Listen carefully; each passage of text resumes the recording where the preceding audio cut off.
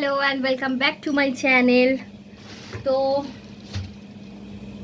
Basically आज কিছু নেই করার। তো আজ বেসিক্যালি নেই কিছু করার, মেয়ের জাস্ট খাবারটা বানাবো। এখানে একটুখানি সবজি নিয়েছি, বিন, গাজর আর ফুলকপি। তো একটুখানি খিচুড়ি বানিয়ে দেবো। এখন অনেকে কোয়েশ্চেন করতে পারে যে এখনও কেন খিচুড়ি। আমি আমার মেয়েকে এখনও খিচুড়ি দেওয়াটাই প্রেফার করি বিকজ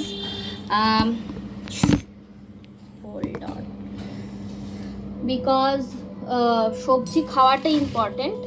আর আমার মেয়ে এখনও সবজি খেতে পছন্দ করে না, তো সবজিটা তো কিছু করে তো দিতে হবেই।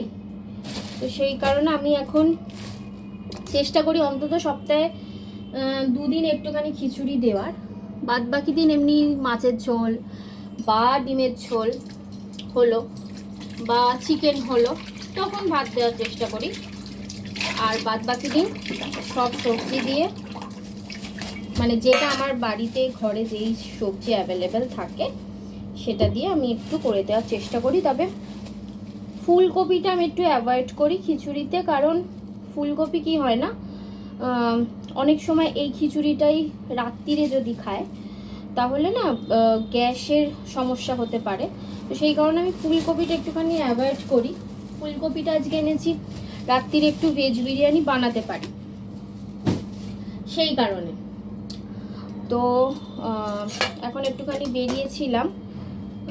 মাম্মা, ঘর থেকে আমার ওই ব্যাগটা নিয়ে আসো তো, যেটাতে কিসেসটা ছিল।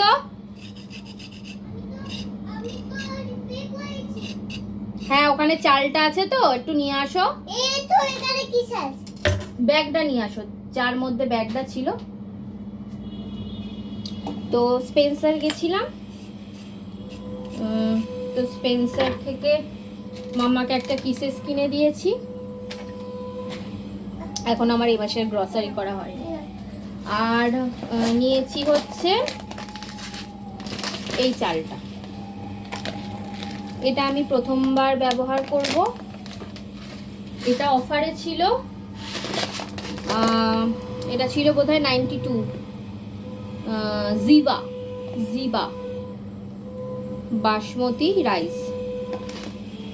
এরও অনেকগুলো ভেরিয়েন্ট ছিল, বাট আমার এই সাইডে যে চালগুলো দেখা যায় সেটা দেখে মনে হলো যে মোটামুটি একই প্রত্যেকটা চালই। এবার আমি জানি না, কিন্তু আমার বাইরে থেকে দেখে মনে হলো প্রত্যেকটা চাল মেবি একই, তো সেই কারণে। আর এখন ভিডিও দেওয়া হচ্ছে না বিকজ একটু প্রবলেম চলছে, আপস অ্যান্ড ডাউন চলছে লাইফে, সেই কারণে এখন রোজ আমি ভিডিওটা কন্টিনিউ করতে পারছি না। অনেক কিছু চলছে লাইফে, শরীরটাও ঠিক নেই। হঠাৎ করে 2 দিন আগে আমার প্রেশার অত্যন্ত ফল করে। হ্যাঁ, আর ডাবটা পুরোটা খেতে হবে। তো একদম লো হয়ে গেছিলো আমার প্রেশার। মাম্মা, ডাবের জলটা পুরোটা ফিনিশ করো। একদম প্রেশার লো হয়ে গেছিল। তো তো তারপরে মানে শরীর একদমই দিচ্ছিল না। তো সেই কারণে আমি কয়েকদিন রেস্ট নিচ্ছিলাম। মানে শরীরটা হঠাৎ করে এরকম প্রেশারটা আমার লো হয়ে গেছে, মানে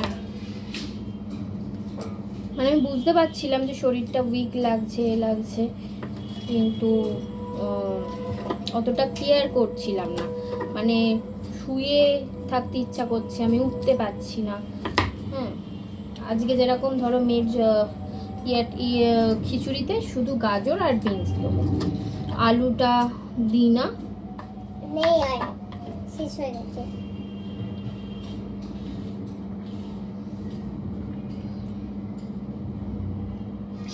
আছে, শেষ হয়েছে।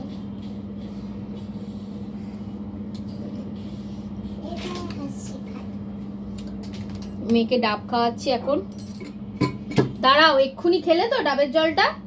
দাঁড়াও 5 মিনিটস, ঘড়িতে কাউন্টডাউন করো তো, যাও গো। তো মাম্মার আবার পেট গরম হয়ে গিয়ে সে লুজ মোশন শুরু হয়ে গেছিলো। পেট গরম অ্যাকচুয়ালি হয়ে গেছিলো প্রচণ্ড, জল খেতে চায় না এখনো অবধি ধরে বেঁধে, মানে বয়সটা কমই যাই হোক, কিন্তু এক একটা বাচ্চা আমি দেখেছি জল খেতে খুব ভালোবাসে। 5 মিনিট হোক, আমি তোমাকে দিচ্ছি ওটা খুলে। 5 মিনিট হয়েছে, এখনো হয়নি, তুমি ঝটপট খিচুড়িটা করে নি। হ্যাঁ, খাই। তো আজকে আমাদের লাঞ্চে ছিল হলো চিকেন বিরিয়ানি, আর ওই স্যালাডটা না আমি বাড়িতে করেছিলাম, আমার এইরকম স্যালাড খেতে বেশ ভালো লাগে। তো চিকেন বিরিয়ানির আমারটাতে ছিল লেগ পিস, আর পাপারটাতে ছিল বোধহয় সলিড পিস, অ্যান্ড মাম্মার তো ছিল প্লেন খিচুড়ি। তো গুড ইভিনিং সকলকে।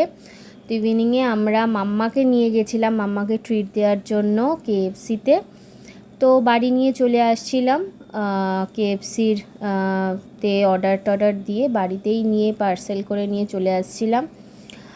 আর রাস্তাঘাট আজকে বেশ ফাঁকাই ছিল, কারণ অনেকটা রাত্রিরও হয়ে গেছিলো, বাড়ি চলে এসেছি। চলো ব্লগটাকে এবার শেষ করলাম, মিনি একটা ব্লগ ছিল। তোমরা আমার চ্যানেলটাকে সাবস্ক্রাইব করো। আর আমরা এখন দেখছি মোটু পাতলু, আমরা তিনজনেই খুব ভালোবাসি মোটু পাতলু। নেক্সট ব্লগে তোমাদের সাথে দেখা হবে।